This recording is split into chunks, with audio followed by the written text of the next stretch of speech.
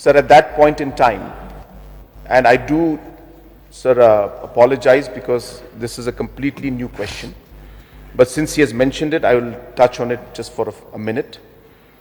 As per the information that I recall, sir, we were double of the maternal mortality at the national average.